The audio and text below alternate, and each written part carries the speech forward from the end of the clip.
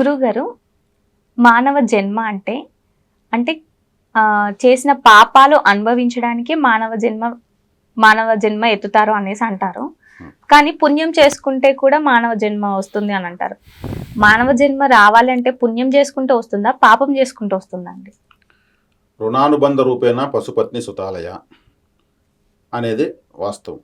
రుణానుబంధ రూపేణ, రుణము అంటే ఏమి? అప్పు. మన యొక్క అప్పులు తీర్చుకోవడానికి రుణానుబంధ రూపేణ. పశు అంటే సంపద, పత్ని అంటే భార్య లేదా భర్త, సుత అంటే పిల్లలు, ఆలయ అంటే బంధువులు. మనం ఎవరెవరికి అప్పులు ఉన్నామో అది సంతోషం రూపంలో కావచ్చు, బాధ రూపంలో కావచ్చు, అదృష్టం రూపంలో కూడా రుణం ఉంటుంది.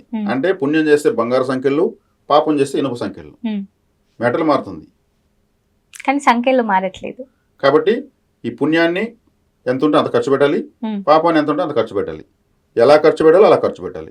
దాన్ని అనుభవించడానికి ఈ రుణానుబంధ రూపేణ పశుపత్ని సుతాలయ.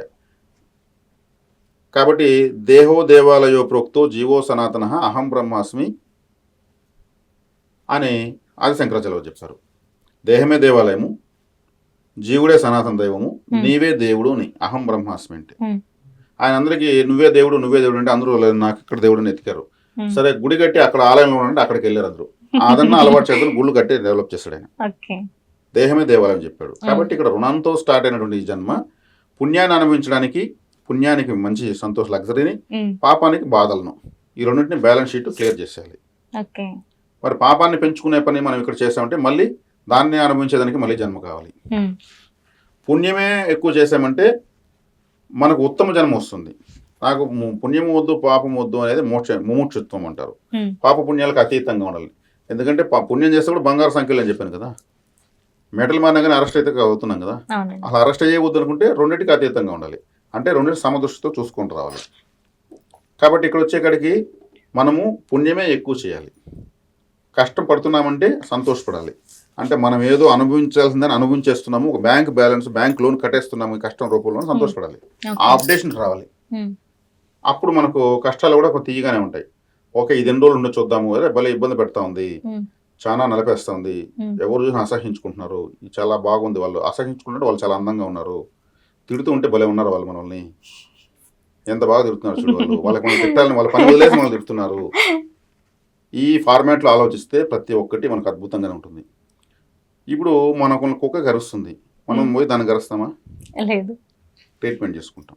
కాబట్టి మనల్ని ఎవరో ఏదో అంటారు, మనం వాళ్ళని అదే అనకుండా మనం ఇంకొక విధంగా ఆలోచించాలి. కానీ నేను చెప్పినంత మాత్రం అంత సులభం కాదు.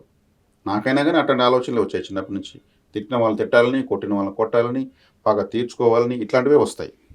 కానీ సాధనలు, పరిశోధనలు చేసుకుంటూ రావడం వల్ల దాంట్లో గ్రిప్ వస్తుంది ఆలోచనల్లో. ఆ గ్రిప్ని అట్లాగే పెంచుకోవాలి. అప్పుడు మనం చూసి ఎవరైనా ఏమరిస్తే కూడా వాడిని మనం తిట్టుకోసం లేదు, మనకింత చేతగాంతనం ఉందని అతను ప్రూవ్ చేశాడు, మన చేతగాంతనాన్ని మనకు తెలియదని అతను ప్రూవ్ చేశాడు. అంటే మనం ఇంత సులభంగా ఏమారామా, మనకింత చేతగాంతనం ఉందా, ఇంకా ఈ విషయంలో ఇంకా ఏమారకూడదు. 100 రకాలుగా ఏమారమంటే 100 రకాలుగా మనం అప్డేట్ అయినట్టే, అలర్ట్ అయినట్టే.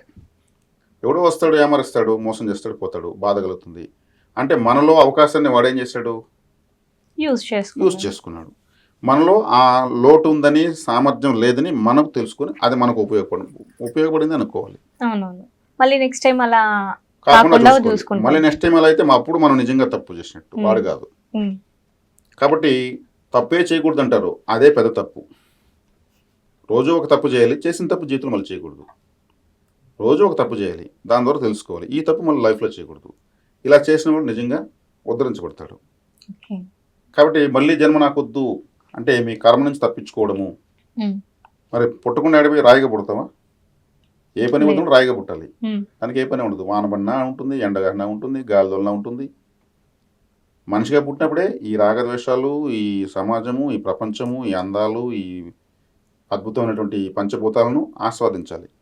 ఉత్తమ జన్మ కావాలని కోరుకోవాలి. ఉత్తమ జన్మ కావాలని కోరుకుని ఇంకొంత అత్యుత్తమంగా ఆలోచించి సమాజానికి, ప్రకృతికి సేవ చేయాలి. చెట్లు నాటచ్చు, పక్షులను ఆదరించవచ్చు, పేదవాళ్ళని ఆదరించవచ్చు, చదువులని పిల్లలకు చదువు చెప్పించవచ్చు, ఇన్ని రకాలుగా మన వల్ల ఉపయోగపడచ్చు, ఇంకా మనం ఉద్ధరించబడచ్చు. నాకేది వద్దనుకుంటే అది ఒక దారిద్ర్యం.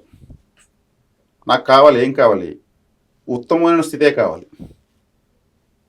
ఇప్పుడు ఒక అద్భుతమైన ఒక స్వర్గలోకం ఉంటుంది.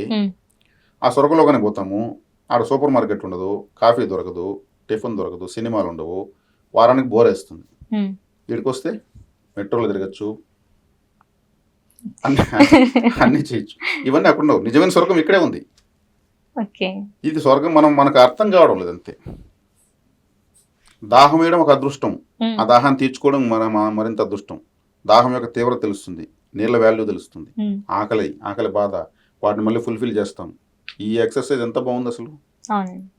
అలా ఆకలితో మనకు తెలిసినప్పుడు ఆకలితో ఉన్న వాళ్ళకి మనం అన్నం పెట్టడానికి ప్రయత్నిస్తాం. అదే అన్నదానం, వేసవికాలంలో నీటి దానం. ఇది మనకు ఒక ట్రైనింగ్ ఇన్స్టిట్యూట్. ఈ భూమి అనేది ఒక పెద్ద కర్మ సంబంధమైన యూనివర్సిటీ. ఈ భూగోళం ఇక్కడ ఎన్నో దేశాలు. ఇప్పుడు ఈ దేశంలో పుట్టాము, రేపు జన్మలో ఇంకొక దేశం సెలెక్ట్ చేసుకుంటాం. ఆడ పేరెంట్స్ వెయిటింగ్లో ఉంటారు, మనకు వాళ్ళ మధ్యలో దూరుతాము, అక్కడ పెరుగుతాం, అక్కడనే చూస్తాం, ఇంకొక దేశంలోకి వస్తాం. జన్మలుగా ఉద్ధరించబడే విధంగా మనం ఆలోచించాలి. అద్భుతంగా ఉంటుంది. మనము అలా ఆలోచిస్తూ మన విజ్ఞానాన్ని 10 మందికి పంచుతూ, మన వల్ల 10 మందికి ఉపయోగపడుతూ, మనల్ని మనం ఉద్ధరించుకుంటూ వెళ్ళాలి. దేవుడు అందుకే మాస్టర్స్ కూడా జన్మనిస్తాడు. ఇక్కడ వివేకానంద స్వామి ఒక మాస్టరు. ఆయన ఇక్కడికి వచ్చాడు, ప్రపంచానికి ఒక సందేశం ఇచ్చినాడు. సింపుల్గా బాడీ ఆడ వదిలేసి వెళ్ళిపోయాడు. శారీరక వ్యామోహం ఉండదు వాళ్ళకు. అయ్యో నేను చనిపోతున్న భయం ఉండదు. వాళ్ళు మనప్పుడు ఒక ఫోన్లో సిమ్ వేసి ఆ సిమ్ తీసి ఇంకో ఫోన్లో వేసినట్టే ఆ ఫోన్ వదిలినట్టే ఆ బాడీని వదిలేసిపోతారు. ఆత్మ వల్ల ప్రయాణం చేస్తారు, హాస్టల్ బాడీ వెళ్ళిపోతారు. అన్నిటికీ అతీతంగా ఉంటారు. ఒక పెద్ద మెసేజ్ ఇచ్చేదానికి వస్తారు. జీసస్ క్రైస్ట్ కానీ, గౌతమ్ బుద్ధుడు కానీ, మహావతార బాబాజీ కానీ, రామకృష్ణ పరమహంస కానీ, రమణ మహర్షి కానీ, వివేకానంద స్వామి కానీ. అలా మనం ఆలోచించాలి. ఎంత అదృష్టంగా ఉంటుంది. కాబట్టి మన చుట్టూ మనం చూడగలిగితే స్వర్గమే ఉంది, మనం చూసే విధానం తెలియకపోతే మన చుట్టూ నరకమే ఉంది. ప్రతి ఒక్కరిని చూస్తే కోపమే వస్తుంది, ఆలోచించగలిగితే ప్రతి ఒక్కరిని చూస్తే ముద్దగానే అనిపిస్తుంది. మనం తిట్టిన వాడిని కూడా అబ్బా వాడు ఎంత బాగా నేర్చుకోండి తిట్టేది. మనం మోసపోయి ఉంటే మనం ఎంత చేత కాకుండా మోసపోయినాం, ఇంత చేతగంతనం మనలో ఉంది అనుకోవాలి. కానీ మోసగించిన అతను తిట్టేతారు వదిలేసి మన చేతగంతనం మనం పరిశీలించుకొని ఇంకా ఈ విషయంలో మనం మోసపోకూడదు. మన అసమర్థతను కూడా మనము అభినందించి ఆ అసమర్థతను ఆరోధించి ఇంటూ కొట్టాలి. ఇలా కరెక్షన్ చేసుకోగలిగితే మనకు మనమే బ్రహ్మదేవుడు. మన పిల్లలకు ఆ విజ్ఞానం ఇస్తాం. ఇలా నా ఉంటుందన్నా, ఇలా ఉంటుంది, నువ్వు ఇలా చేసుకోకూడదు, నేను ఇలా దెబ్బతిన్నాను, నేను ఇలా ఉన్నాను కాబట్టి చేత కాకుండా పలానా కూడా ఏమార్చాడు అని మనం అలర్ట్ చేస్తాం. ఓహో అంటే మన డాడీకి మన పిల్లలకు మనమే గొప్పవాళ్ళని చెప్పాల్సిన అవసరం లేదు. మన అసమర్థతలను కూడా మనం చెప్పి ఇలా ఉంటుంది కాబట్టి మీరు ఆ బాధపడకూడదు, ఇలా అప్డేట్ చేయాలి. అవునండి, బట్ ఇలానే ఉండాలి అనేసి చెప్తూ ఉంటారు. కండిషన్స్ అప్లై అంటే వాళ్ళు కొద్ది రోజులు చూసి నీ పన్ను చూసుకోరా బాబు అంటారు. అవునవును, వాళ్ళకి ఫ్రీడమ్ ఇవ్వాలి. వాళ్ళకి ఫ్రీడమ్ ఇచ్చి ఎడ్యుకేట్ చేసి వాళ్ళతో ఫ్రెండ్షిప్ చేయాలి. మన పిల్లలతో మనం ఫ్రెండ్షిప్ చేసామంటే వాళ్ళు మనం నెత్తిని పెట్టుకుని చూసుకుంటారు. అంత్య దశలో మాకు అడిగిందంతా తీర్చాడు, మాకు అన్నీ చెప్పాడు, మేము తప్పు చేస్తే కూడా అభినందించాడు, ఎంత బాగా తప్పు చేసేవరా, ఇది ఇలా ఉంటుంది నష్టం, ఇంక దీన్ని చేయొద్దు అని చెప్పాలి. దాన్ని కొట్టేయడము, తిట్టేయడము, ఎదురింటి పిల్లని ఎగ్జాంపుల్ పెట్టి మాట్లాడడం చేస్తే వాళ్ళని అవమానించినట్టే. మన రక్తమే మన పిల్లోడికి పుట్టాడు, ఆ మనల్ని మనమే అవమానించుకుంటామా? లేదు. అర్జునుడి పైకి అభిమన్యుడు బాణం ఎత్తుకుని వస్తే అర్జునుడు యుద్ధం చేస్తాడా? సాధారణంగా ఆహ్వానిస్తాడు. తండ్రికి మించిన తనయుడు నేను వీరుడు, నాకు మించిన వీరుడు నా పైకి యుద్ధానికి వస్తున్నాడని. అది ఒక తండ్రిగా సంతోషపడే విషయం. అట్లే ప్రతి ఒక్కరు ఆలోచించాలి. ఎదురుంటి పిల్లలు ఎగ్జాంపుల్ చెప్తే ఏమవుతుంది, వాళ్ళు గొప్పవాళ్ళు, నువ్వు పనికి మనవాడు అంటే మన పిల్లలే కదా, అలా అనకూడదు. మన పిల్లలు గొప్పవాళ్ళు అట్లా అది సీడ్స్ లాగా వేస్తూ వస్తారు చిన్నప్పటి నుంచి. అవేమవుతాయి, అవే బలంగా వృక్షాలు అయిపోతాయి. ఇది మనం చెప్పించిందే మళ్ళీ వాళ్ళ ఫ్యూచర్లో నువ్వు పనికి మనవాడు అని మనం చూడరు, ఓల్డ్ ఏజ్ హోమ్లో ఎదిపి పారేస్తారు. అది ఒక దౌర్భాగ్యం కదా. అవునండి. కొడుకులతో, కోడళ్ళతో, కూతుళ్ళతో, అల్లులతో, మనవళ్ళతో, మనవరాళ్ళతో ఆడుకుంటూ అందరూ తినిపిస్తూ దాగుడు మూతలాడుతూ బాగా బతకాలన్న వయసులో వాళ్ళందరినీ వదిలేసి డెలిటెడ్ పర్సన్ నువ్వు అని చెప్పి వదిలేస్తారు. ఓల్డ్ ఏజ్ హోము నేను కట్టాలనుకుంటున్నాను అనుకున్న వాళ్ళకి నేను చెప్పేది ఒకటే, నేను ఎంతమంది పెట్టాలనుకున్నా అంటే 100 మంది 200 మంది ముసలి వాళ్ళు నాకు దగ్గర రావాలంటే మనం దాన్ని పెట్టడం వల్లనే 200 మందిని యూనివర్స్ నీకోసం తరిమేట చేస్తుంది. అంటే 200 మంది తల్లిదండ్రులు తరిమేయాలి పిల్లలు, లేదా నవ్వుతూ ఎత్తుకొచ్చి వదిలేయాలి. అంటే కుటుంబాలు చీల్చాలని అర్థం, అంతే కదా. అంటే 200 మంది ముసలి వాళ్ళు వాళ్ళ కుటుంబాలను వదిలేసి రావాలి అన్నది ఓల్డ్ ఏజ్ హోమ్. అంతే కదా. అంతేనండి. కాబట్టి 200 మంది ముసలి వాళ్ళు వాళ్ళ పిల్లలతో సంతోషంగా ఉండాలనుకున్నప్పుడు ఈ ఓల్డేజ్ హోమ్స్ కట్టకపోతే బాగుంటుంది. అతని ఉద్దేశం కరెక్టే, కానీ ఇక్కడ నేను చెప్పిన విధానం చూస్తే వాళ్ళ కుటుంబాలు వదులుకొని చీల్చుకొని వచ్చినప్పుడే రాగలుగుతారు. ఓల్డ్ ఏజ్ అనుబంధాలు హోమ్ ఉంది కదా నిజంగా అనేసి వస్తూ ఉంటారు. అదే నిజంగా- లేకపోతే ఎవరింట్లో వాళ్ళు హ్యాపీగా నిజంగా ఉంటారు. సంతోషంగా ఉండాల్సిన సమయం అదే. ఆ సమయంలో వాళ్ళని వదిలేస్తే అనాథ జీవితం కదా. అవునండి. ఇక్కడ పాజిటివ్లో నెగిటివ్ ఉందేమో అనిపిస్తుంది. అతను ఆలోచన పెట్టిన వ్యక్తి పాజిటివ్ ఆలోచన, పాజిటివ్ కానీ అక్కడ వచ్చిన వాళ్ళంతా నెగిటివ్గా వస్తారు. నెగిటివ్ వస్తుంది. ఒకే సీరియల్ 100 మందికి పెడతారు, 99 మందికి ఆ సీరియల్ నచ్చదు. ఉమ్, నచ్చిన వ్యక్తికి అది మారిస్తే ఒప్పుకోడు. అవును. నేను కూడా కట్టాను డబ్బులు, మా పిల్లలు పెట్టారు అంటాడు. అవునండి.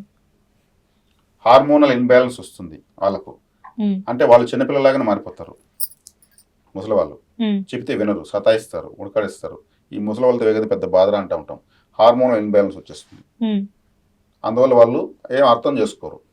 ముసలి వాళ్ళు చిన్నపిల్లలు ఒకటే అంటారు. అందుకే ఇక్కడ పిల్లలకు తెలియకుండా చిన్న వయసులో సతాయిస్తారు. వీళ్ళన్నీ తెలిసి పడేలేసి కష్టాలు ఆ వయసుకు వచ్చి ఆలోచన శక్తి నశించి ఆ విధంగా మారిపోతారు. అవునండి. ఓర్పుతో వాళ్ళని భరించి సేవ చేసి వాళ్ళని ఆదరించాలి. ఓల్డేజ్ హోమ్లో వదిలేస్తే ఉంది, వాళ్ళు వేసిన ఫుడ్ ఉడికిందో లేదో, ఉమ్, వాళ్ళు పెట్టిన టీవీ బాగుందో లేదో ఉమ్, చూసుకోవాల్సింది. కాబట్టి మనం అదృష్టం అనే కాడ ప్రారంభించి చుట్టూ ఉన్నదంతా మనం ఆలోచించగలిగితే అంత అదృష్టవంతమైన కాలమే ఉమ్. సమాజమే. మన ఆలోచన విధానంలో లోపం ఉన్నప్పుడు అంతా దురదృష్టంగానే ఉంటుంది.